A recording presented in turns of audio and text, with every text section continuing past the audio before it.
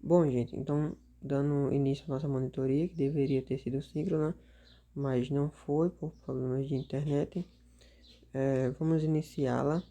Eu havia pedido para vocês colocarem os temas, os assuntos que estavam com maiores dificuldades ou que estavam com algumas dúvidas, e os assuntos coletados do diurno e do noturno foram citoesqueleto, retículo endoplasmático rugoso, complexo de Golgi, lisossomos e nesses três últimos o transporte, de membranas, o transporte, perdão, por vesículas. Então vamos dar início falando sobre o citoesqueleto. Então, o citoesqueleto, como o nome já diz, é uma espécie de esqueleto, e não só de esqueleto, como também de músculo da célula. Então, ele fornece estrutura, conformação, resistência à célula e ainda, através de seus filamentos, ele proporciona o transporte e a organização das estruturas celulares, como por exemplo as organelas e as vesículas.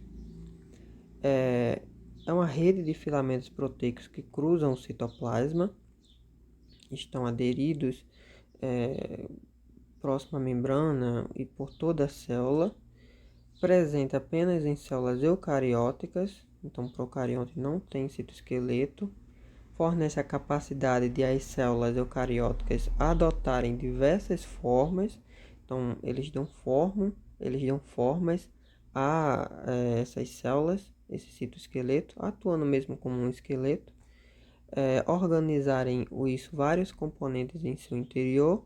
Então os filamentos, do citoesqueleto trabalham como trilhos, para o transporte de algumas estruturas ou organelas, menos o filamento intermediário que a gente vai ver mais para frente. Interagem mecanicamente com o ambiente e realizam movimentos coordenados, Então, fornece a capacidade de as células eucarióticas adotarem diversas formas, organizarem os vários componentes em seu interior, interagirem mecanicamente com o ambiente e realizarem movimentos coordenados. É formado basicamente por três tipos de filamentos: os filamentos de actina, os microfilamentos, os menores, com cerca de 7 nanômetros, os intermediários, que estão entre os filamentos de actina e os microtúbulos em relação a tamanho, possuem cerca de 8 nanômetros a 12 nanômetros de espessura, e os microtúbulos, que possuem cerca de 25 nanômetros. Aqui a gente vai ter esses três tipos: o filamento de actina, que formado por vários monômeros de actina, com essa conformação helicoidal. A gente tem o filamento intermediário, aqui. E a gente tem o microtúbulo, que é o maiorzinho, em espessura, e vejam que ele é oco, certo? Aqui a gente tem uma célula animal e a gente mostrando esses diversos tipos de filamentos que compõem o citoesqueleto. A gente tem aqui nas extremidades da célula, dando forma a essa célula, os filamentos de actina, em vermelho, em rosa. A gente tem esses maiores, que são os microtúbulos, que eles são guiados pelo um centro de organização, um centro organizador, diferentemente dos outros dois tipos de filamentos que não possuem isso. Os microtúbulos possuem esses centros para direcioná-los e para ajudarem e que ajudam na polimerização, na formação desses microtúbulos. Aqui a gente vai ter o centrosomo, que possui o par de centríolos, E a gente também tem a presença dos filamentos intermediários, nessa célula aqui, como vocês estão podendo ver em verde, Esses fiozinhos em verde que vão conferir resistência mecânica a essa célula. Bom, então vamos dar início falando dos filamentos de actina. Os filamentos de actina são polímeros helicoidais, como eu já havia dito, de moléculas de actina. Eles são mais flexíveis do que os microtúbulos e frequentemente são encontrados em feixes ou redes. Esses filamentos também possuem uma estabilidade variável. São estruturas polarizadas, né? Então, eles vão possuir uma extremidade do seu filamento mais, uma extremidade menos, com uma extremidade de rápido crescimento e outra que apresenta crescimento lento. E sua associação e sua dissociação são controladas pela hidrólise de ATP, que está ligada a cada monômero de actina. Então, a ligação desses monômeros com o ATP ajuda na sua associação no filamento. E a hidrólise do ATP aqui já no filamento desses monômeros de actina, do ATP desses monômeros de actina, vai facilitar que esses monômeros se dissociem do filamento, certo? Como vocês podem ver aqui nessa imagem. Ainda em filamentos de actina, né? Então, as diversas formas e funções dos filamentos de actina nas células dependem de uma série de proteínas de ligação à actina. Então, essas proteínas de ligação à actina vão controlar a polimerização desse filamento, né? Da construção desse filamento e também mudando assim sua conformação, mudando assim a forma de ele trabalhar, para que ele exerça diferentes funções dependendo do tipo de proteína, né, de ligação que se associa a esse filamento de actina. E as funções dos filamentos de actina são, dentre várias, né? Eles determinam a forma da superfície da célula, como vocês podem ver tanto na imagem da célula animal como nessa aqui também, né? Também é uma célula animal, né? Vejam que esses filamentos eles ficam aqui na periferia da célula, né? Conferindo, determinando a forma dessa superfície da célula. São necessários para a locomoção das células como um todo, seja por movimentos ameboides. Eles também conduzem a divisão de uma célula em duas. Então, no processo de mitose, por exemplo, onde a gente vai ter aquelas 4 fases, né? Prófase, metáfase, anáfase e telófase. No fim da telófase, a gente tem o processo de divisão propriamente dito. Vai ser quando a célula realmente se divide em duas. E ali, a gente vai ter os filamentos de actina auxiliando nesse processo por meio da citocinese, né? Naquele processo de citocinese da divisão celular. Diferentemente, claro, das células vegetais, onde esse processo de divisão celular propriamente dita ocorre de dentro para fora, né, pela formação da lamela média, né? Mas nas células animais, esse processo ocorre de fora para dentro, por esses filamentos de actina. Aqui a gente tem aquelas proteínas de ligação à actina que controlam o comportamento dos filamentos de actina em células de vertebrados, né? Então, a actina aqui ilustrada em vermelho, o filamento formado por vários monômeros de actina. Esse filamento com esses monômeros inseridos de forma helicoidal, né? Com essa forma helicoidal. E aqui a gente tem essas várias proteínas de ligação à actina que vão controlar o seu comportamento, mudando sua forma de trabalhar e conferindo diversas outras funções a elas, né? Então, aqui, por exemplo, a gente está tendo essa miosina, né? Que é uma proteína motora que possibilita, associada ao filamento de actina, a contração muscular. E também temos várias outras proteínas aqui que vão conferir diversas funções a esses filamentos.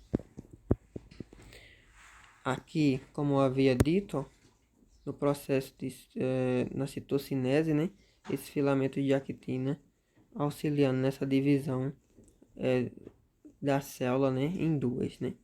E também eles ficam naquelas extremidades das células conferindo várias formas, né, dando forma a essas células, como vocês podem ver. Vamos falar agora de filamentos intermediários. Então, os filamentos intermediários são polímeros estáveis, diferentemente dos microtúbulos e dos filamentos de actina, semelhantes a cabos compostos de proteínas fibrilares que conferem resistência mecânica às células, e diferentemente dos filamentos de actina e dos microtúbulos, eles não possuem aquela região mais e aquela região menos, aquela região polarizada, certo? E nem também possuem aquelas proteínas motoras que vão se utilizar tanto dos microtúbulos quanto dos microfilamentos, né, dos filamentos de actina, como uma espécie de trilho. Aqui nos filamentos intermediários não ocorre isso. Então, esses filamentos intermediários podem ser de diversos tipos, né, a depender da célula em que ele é encontrado. A gente vai ter dois tipos básicos, os filamentos intermediários citoplasmáticos e os nucleares.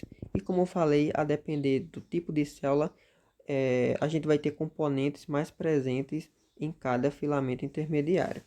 Por exemplo, em células epiteliais, em epitélios, a gente vai ter a maior presença das queratinas compondo esses filamentos intermediários. Em neurofilamentos, a gente vai, em neurônios, a gente vai ter a maior presença desses neurofilamentos. E assim por diante, né? Tecido conjuntivo, a gente vai ter a maior presença de vimentina e relacionados à vimentina. E em todas as células animais, lá na região do núcleo, a gente vai ter essas lâminas nucleares, né? Como principal componente dos filamentos intermediários. E aqui é mostrando uma ilustração dessa importância, né, dos filamentos intermediários. Então, se eu exerço uma força de estiramento de uma camada de células que contém filamentos intermediários, essas células contendo esses filamentos que auxiliam na resistência, na proteção mecânica, né, contra choques mecânicos, tanto da célula quanto do tecido em si, já que esses filamentos eles se ligam entre células, como vocês podem ver.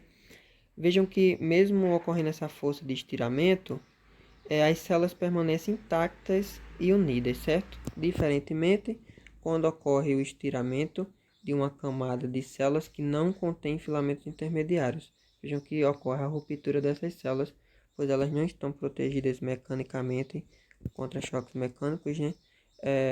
Pois não possuem esses filamentos intermediários.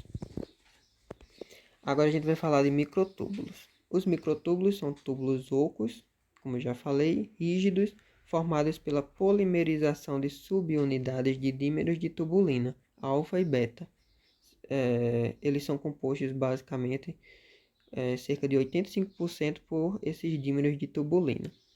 Eles são estruturas polarizadas, né, que contêm uma extremidade menos de crescimento mais lento e uma extremidade mais de rápido crescimento. As outras proteínas que compõem esses microtúbulos, que formam os outros 15%, são as proteínas microtubulares associadas, certo? As MAPs. Aqui a gente tem esses microtúbulos e vejam que eles partem de um centro de organização, diferentemente dos microfilamentos, dos filamentos de actina e dos filamentos intermediários. E aqui a gente vai ter esses centros, né, de formação desses microtúbulos.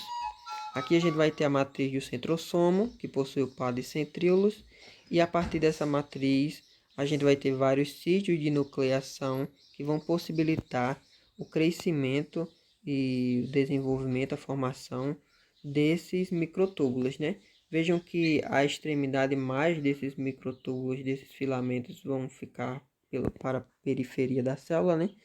Enquanto a extremidade menos fica voltada para a região do centrosomo. Ainda em microtúbulos, né? Eles possuem estabilidade variável, como também os filamentos de actina, e diferentemente dos filamentos intermediários, né, que são estáveis. Se estendem a partir de um centro organizador, como eu já falei, também diferentemente dos filamentos de actina e dos filamentos intermediários que não possuem essa característica. Funções, né? Entre várias, a gente tem os microtúbulos que determinam o posicionamento das organelas. Então, esses microtúbulos, esses filamentos servem como trilhos para o transporte e a organização de organelas e vesículas, promovem o transporte intracelular e formam um fuso mitótico, né? Então, lá na mitose, a gente vai ter aquelas fibras difusas, né? Aquela espécie de cordinhas que vão se ligar aos cromossomos e organizar eles no centro da célula e depois vai ocorrer a separação das cromátides, né? Então isso só é possível por conta dos microtúbulos, né?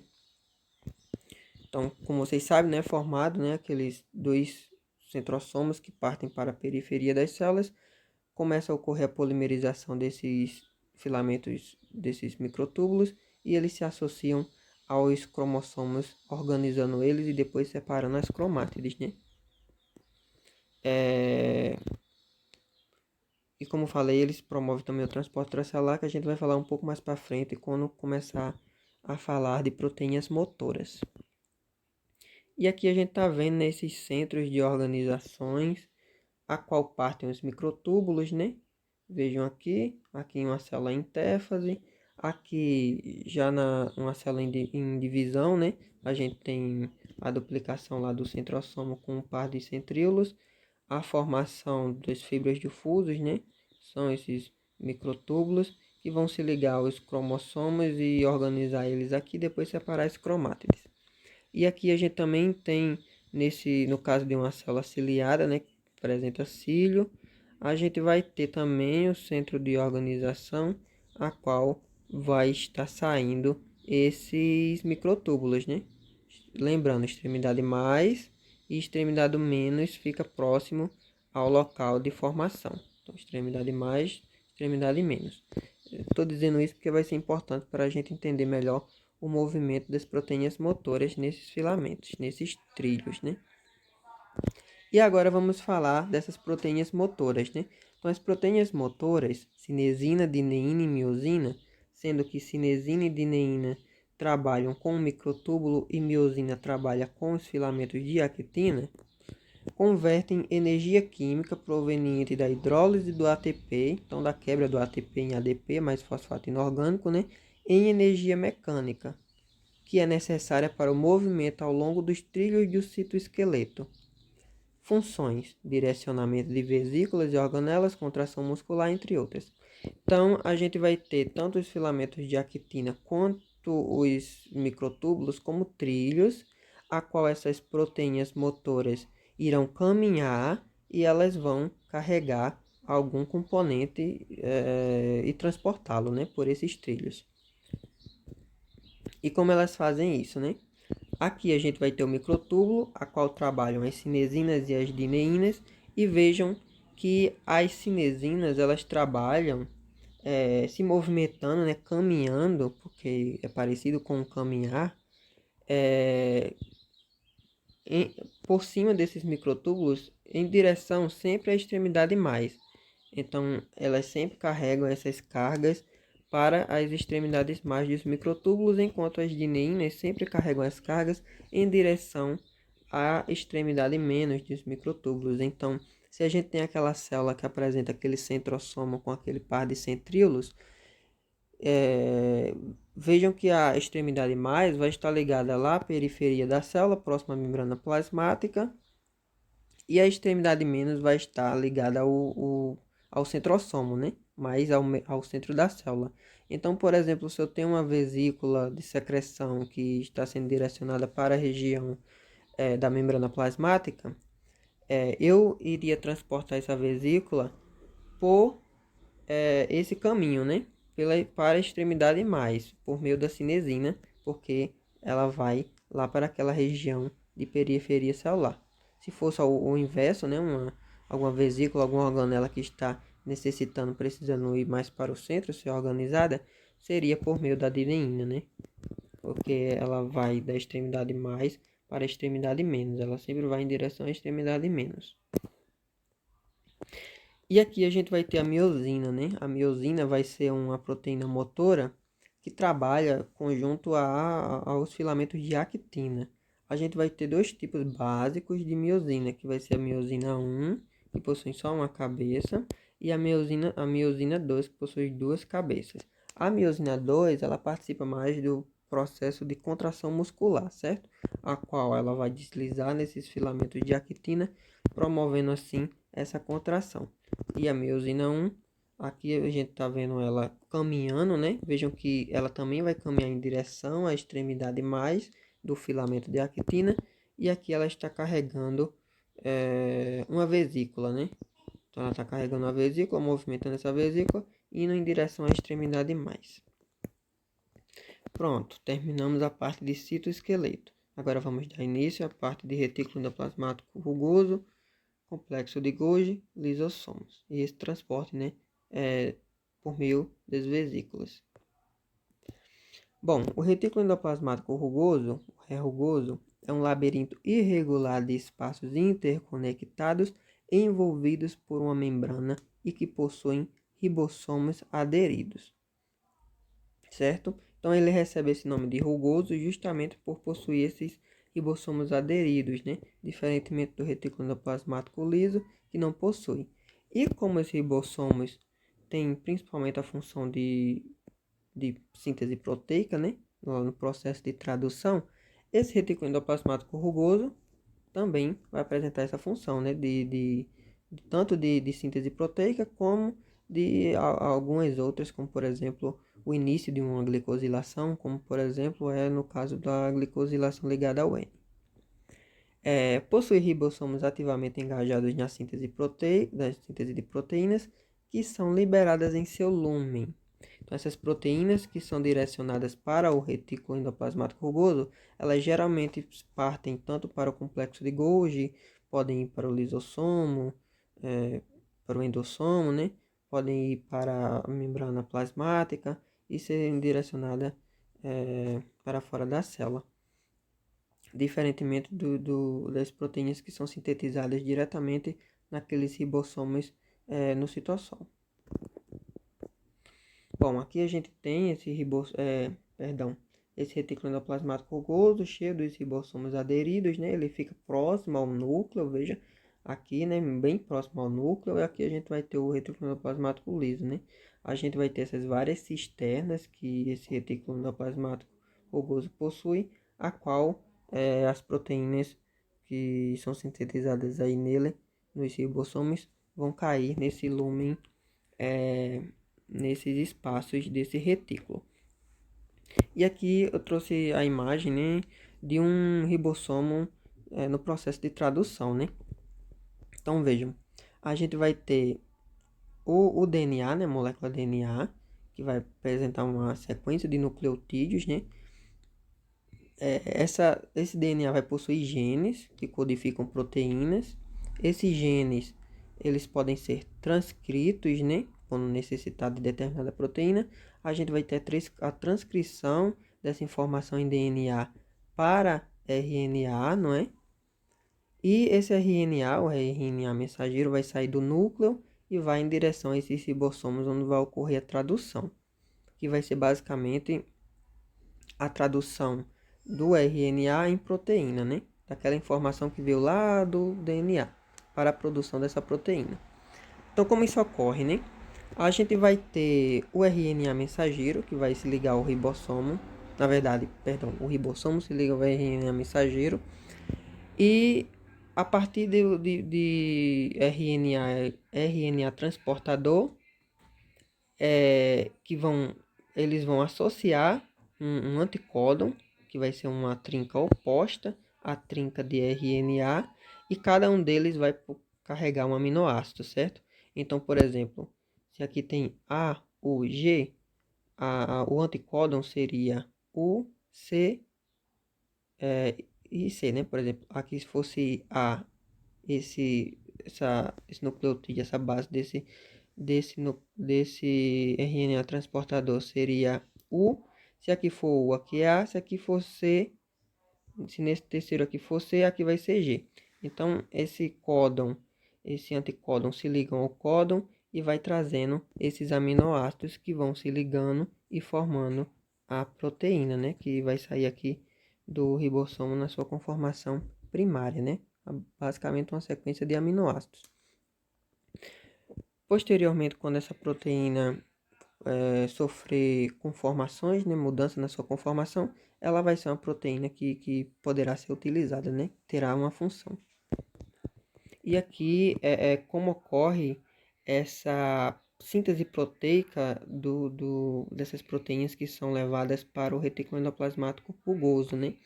Então vejam, assim que o ribossomo se liga à proteína e começa a sintetizá-la, a gente vai ter o aparecimento da sequência sinal de peptídeo crescendo, né? Quando essa sequência sinal começa a aparecer, a gente vai ter uma PRS, né, uma partícula reconhecedora de sinal, que vai se ligar a esse sinal, vai interromper a tradução. Então, veja, a ligação da PRS ao peptídeo sinal provoca uma pausa na tradução. Ela pausa a tradução, leva esse ribossomo até a região do retículo endoplasmático rugoso. Essa PRS se liga a um receptor de PRS na membrana do retículo endoplasmático rugoso, promove a abertura da proteína translocadora, a qual e sai, né? E sai, possibilitando que a tradução continue. E assim, agora aberta, né? Essa proteína translocadora, essa proteína que está sendo sintetizada pelo ribossomo, né? Pode entrar no lúmen do retículo endoplasmático rugoso. Então, só essas proteínas que possuem essa sequência sinal, né, que são direcionadas ao retículo endoplasmático rugoso e são direcionadas ao retículo endoplasmático rugoso porque vão passar por outras transformações, né, como por exemplo glicosilação, fosforilação, entre outras coisas, para que sejam transportadas, por exemplo, para a membrana, que a gente sabe que na membrana plasmática a gente tem proteínas que possuem esses açúcares, né? As glicoproteínas. E aqui temos a proteína também mudando sua conformação para que ela possa ter a sua função, né? Seja ativa. Ainda em retículo endoplasmático rugoso, rugoso, né? No lúmen do retículo endoplasmático rugoso, as proteínas dobram-se, agregam-se com outras proteínas, formam pontes de sulfito e tornam-se decoradas com cadeias de oligosacarídeos. Cadeias oligosacarídicas, né? Não quer dizer que a proteína vai sofrer todos esses processos, certo? Não quer dizer isso. Mas ela sofre alguns processos, sim. O dobramento sempre vai ocorrer, porque a proteína precisa desse dobramento, vai possibilita que ela tenha uma conformação secundária, terciária, quaternária e desempenhe a sua função característica. O transporte proteico do retículo endoplasmático ao aparelho de Golgi e do aparelho de Golgi a outros destinos é mediado por vesículas de transporte que continuam e se destacam de uma membrana e se fusionam com outra.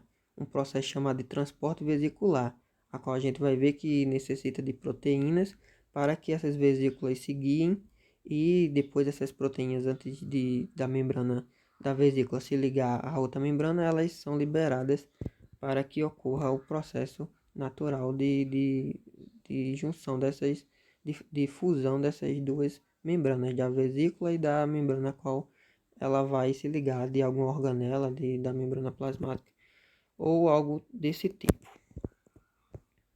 Aqui, daqueles processos que eu falei que ocorrem lá no lúmen, eu trouxe a glicosilação, certo? A glicosilação ela ocorre tanto em lipídios quanto em proteínas, porém, como a gente está falando de retículo endoplasmático rugoso, a gente vai só falar mais da glicosilação em proteínas, né?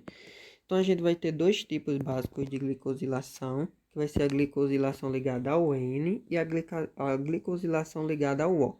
A glicosilação ligada ao N inicia, né, ainda no retículo endoplasmático rugoso, enquanto a glicosilação ligada ao O vai se iniciar lá no aparelho de Golgi. Essa que inicia aqui no retículo endoplasmático rugoso, ela é terminada também lá no aparelho de Golgi. Mas como inicia isso, né? aquela proteína que está sendo sintetizada e entrando lá no lúmen do retículo endoplasmático rugoso, vai ocorrer, né, a- vai ocorrer a transferência de um oligosacarídeo, né, que vai estar ligado a um lipídio, um dolicol, e por meio desse lipídio, né, que vai ser possível que esse oligosacarídeo se ligue a vestígios de asparagina, certo? Então, nessa glicosilação ligada ao N, a gente vai ter esse oligosacarídeo ligado a vestígios de asparagina.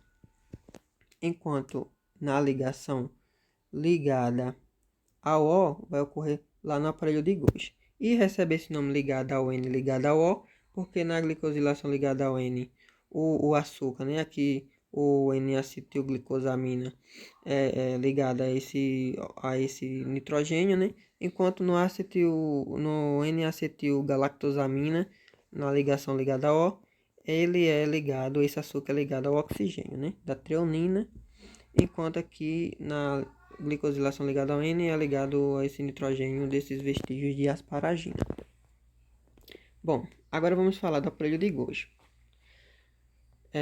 O aparelho de Golgi é uma pilha de sacos achatados envolvidos por membranas.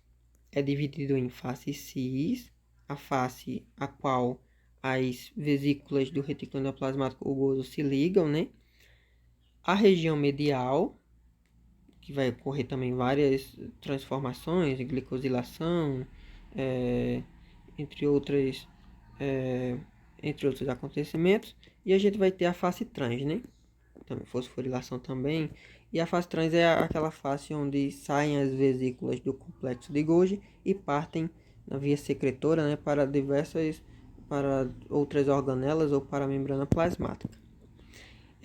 Esse aparelho de Golgi ele recebe lipídios e proteínas, né? Então ele recebe lipídio lá do retículo endoplasmático liso e proteína lá do retículo endoplasmático rugoso, do ré, e os envia para vários destinos, com frequência modificando-os covalentemente durante o trajeto. Aqui a gente vai ter a imagem, né, desse complexo de Golgi com sua rede cis, a rede mediana, a região mediana e a rede trans do Golgi, né? Aqui entre as vesículas que vieram lá do retículo endoplasmático rugoso, e aqui saem as vesículas para vários destinos, né? E agora transporte de vesículas, né? Então, uma troca contínua, né, de materiais ocorre entre o ré e o aparelho de Golgi, os lisossomos e o exterior da célula. A troca é mediada por pequenas vesículas envolvidas por membrana que brotam a partir da membrana de uma organela e se fusionam com outra. A maioria das vesículas transportadoras se formam a partir de regiões revestidas especializadas das membranas. Elas brotam como vesículas revestidas que possuem grades distintas de proteínas cobrindo as suas superfícies citosólicas. Então vejam que para que essas vesículas sejam direcionadas, elas necessitam dessas proteínas que se ligam a essa vesícula para que direcionem essa vesícula até o local que ela deve ir, né? Aqui a gente tem algumas vias, né? Veja que a vesícula saindo do retículo endoplasmático rugoso, entrando aqui na região cis, né? Na face cis do complexo de Golgi, como vão ser modificadas e tal, sendo liberadas, seja diretamente para a membrana plasmática, essas vesículas de transporte, podem ir para a endossomo inicial, vesículas para o endossomo inicial, né? E várias e outras organelas, outras estruturas, a qual essas vesículas vão transportando esses materiais de uma organela para outra, necessitando, claro, que a organela seja membranosa, né? Para que essa vesícula se funda quando chegar no seu destino. E antes de ela se fundir, aquelas proteínas que estavam aderidas à membrana, elas saem, né? Elas são retiradas, para que ocorra naturalmente o processo de de fusão dessa vesícula com a membrana da organela ou da membrana plasmática, a qual ela vai se ligar. Essa fusão, né? Aqui a gente tem alguma dessas proteínas, né? Como por exemplo a clatrina, a COP1 e a COP2. A COP2 vai ser aquelas proteínas de transporte, né? Que se ligam à vesícula, as proteínas que se ligam à vesícula do retículo endoplasmático ao aparelho de Golgi. A gente vai ter as COP1, que vão ser essas proteínas que se ligam às vesículas do complexo de Golgi para o retículo endoplasmático rugoso. Então aqui essas vesículas podem estar levando proteína, lipídios, porque aqui na verdade é o retículo endoplasmático, né? Não quer dizer que seja rugoso, pode ser rugoso ou liso. Então essas vesículas podem estar levando lipídios, proteínas para serem modificadas. Aqui também essas vesículas de Golgi podem estar levando proteínas, lipídios para que sejam reciclados, por exemplo. E essas clatrinas agora trabalham naquela região cis, né? Perdão, trabalham na região trans, né? Levando essas vesículas, guiando essas vesículas para diversos outros componentes lá da face trans, né? Em direção, seja ao endossomo primário, em direção a outras membranas nessa face. Bom, falando agora de lisossomos, né? É a organela membranosa responsável pela digestão intracelular. É formada pelo aparelho de Golgi, possui enzimas do tipo hidrolase, como peptidases, nucleases, lipases, carboidrases, entre outras, que vão degradar em peptídeos, nucleotídeos, lipídios, carboidratos, entre outros componentes. Então, basicamente, eles digerem componentes extracelulares e até mesmo intracelulares, como a gente vai ver. E aqui está essa organela, né, o lisossomo. Então, aqui é um resumo bem básico, né? A gente, por exemplo, tem o processo de fagocitose de uma bactéria, a qual posteriormente a gente vai ter a formação do fagossomo. O processo de endocitose de componentes, né? Que vai formar o endossomo. Aqui o endossomo primário, que posteriormente vai se tornar o endossomo tardio, né? E aqui a gente vai ter o processo de autofagia, a qual a gente vai ter a formação do autofagossomo. Aqui, por exemplo, de uma proteína mitocôndria da própria célula. Então, seria uma forma de digerir suas próprias estruturas. Por isso que alto, né? Por isso que esse prefixo alto.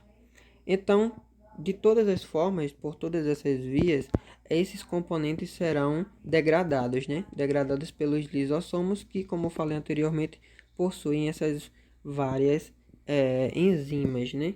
Então, essas diversas estruturas por essas diversas vias vão se ligar à membrana, né? do lisossomo, e assim vai ocorrer a liberação dessas enzimas que vai degradar essas estruturas. E basicamente é isso, gente. A monitoria que eu tinha para dar para vocês, que ocorreu aquele problema e eu não pude dar, né? Então, obrigado a quem assistiu até aqui. Se vocês tiverem alguma dúvida ainda quanto ao assunto, né? Vocês podem perguntar, seja no privado ou no grupo, que se eu souber eu irei responder, e se não eu irei pesquisar, né? Para poder responder vocês. Obrigado.